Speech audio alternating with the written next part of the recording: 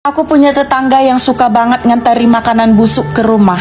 Jadi dulu ada tetangga baru yang ngontrak di sebelah rumah aku. Orangnya baik banget, ramah dan mudah bergaul. Tapi entah apa tujuannya, dia suka banget nganterin makanan busuk ke rumah aku. Dan itu nggak hanya terjadi sekali dua kali, bahkan hampir setiap hari.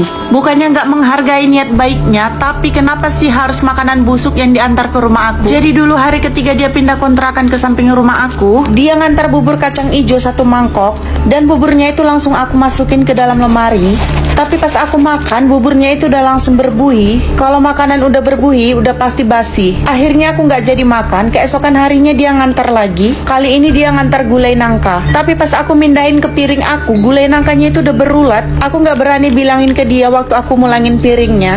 2 hari kemudian datang lagi buat nganterin tumis kangkung. Pas aku cicip tumis kangkungnya itu udah asem. Terus pas aku cium, kangkungnya itu udah bau banget. Akhirnya aku buang. Aku nggak enak ngomong sama dia, takut dia tersinggung, jadinya aku diam aja. Terus hari berikutnya aku ngeliat dia bawa rantang. Aku udah tahu itu pasti makanan basi. Aku langsung sembunyi dalam rumah dan gak berani buka pintu karena takut menerima makanan dia. Tapi dia terus ngetuk pintu rumah aku dan akhirnya aku buka aja. Ternyata dia mau ngantar lontong sayur. Terus kali itu dia nanya ke aku gimana makanannya, enak atau enggak. Aku cuma bisa senyum dan bilang iya enak. Terus aku bilang ke dia jangan repot-repot lagi buat nganterin makanan, soalnya aku lagi diet dan aku lagi batasin makan. Terus dia bilang kasih aja ke anggota keluarga lainnya. Terus dia bilang kalau dia juga lagi diet sama kayak aku, makanya dia lagi batasin buat makan. Dan di rumahnya itu jadi sering banget banyak makanan sisa. Dia bilang gak mau buang karena takut mubazir, makanya itu dia bagiin ke tetangga. Aku mau bilang ke dia kalau makanan yang dia bagi itu selalu basi,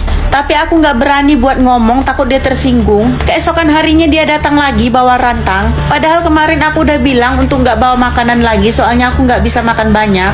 Tapi dia tetap aja nganterin makanannya. Kali ini dia nganterin tumis kacang panjang. Dan seperti biasa pas aku buka tutupnya, bau busuk makanannya langsung menyengat. Padahal gak mesti dicium, dari bentukannya aja udah ketahuan. Udah ada kayak buih-buih gitu di makanannya. Akhirnya aku buang. Tapi hari itu dia lewat dari belakang rumahku dan ngelihat makanannya itu dibuang. Kalian tahu dia bilang apa? Dia langsung datang ngetuk pintu rumah aku. Dia nggak segan-segan buat nanya kenapa makanannya dia aku buang. Aku ragu buat ngejawab dan takut dia tersinggung. Tapi karena dia marah ke aku, dia bilang dia aja nggak tega buat buang makanannya. Maka dari itu dia ngasih makanannya ke aku, tapi aku malah tega-teganya buang makanan dari dia. Terus aku bilang ke dia kalau aku udah makan sedikit dan yang dibuang itu cuma sisanya. Dia marah dan bilang walaupun sedikit kita nggak boleh buang-buang makanan. Terus dia bilang dia udah bela-belain ngasih ke aku daripada tetangga yang sebelah rumahnya. Tapi aku malah nggak berterima kasih dan buang makanannya gitu aja. Mendengar itu aku sakit hati banget dan aku langsung ngomong ke dia, ya udah lain kali kamu kasih makanannya ke tetangga sebelah rumah kamu aja, nggak usah ke aku. Terus dia bilang justru karena aku itu ngerasa lebih dekatnya itu ke kamu. Setelah itu aku langsung bilang ke dia, bukannya aku nggak mau makan makanan yang dia kasih, tapi makanan yang kamu bawa itu selalu basi. Terus kalian tahu dia bilang apa? Gak mungkin lah dalam sehari makanan itu basi. Orang aku masaknya baru kemarin pagi. Aku pun terkejut dan baru tahu kalau ternyata selama ini makanan yang dia kasih ke aku itu makanan kemarin.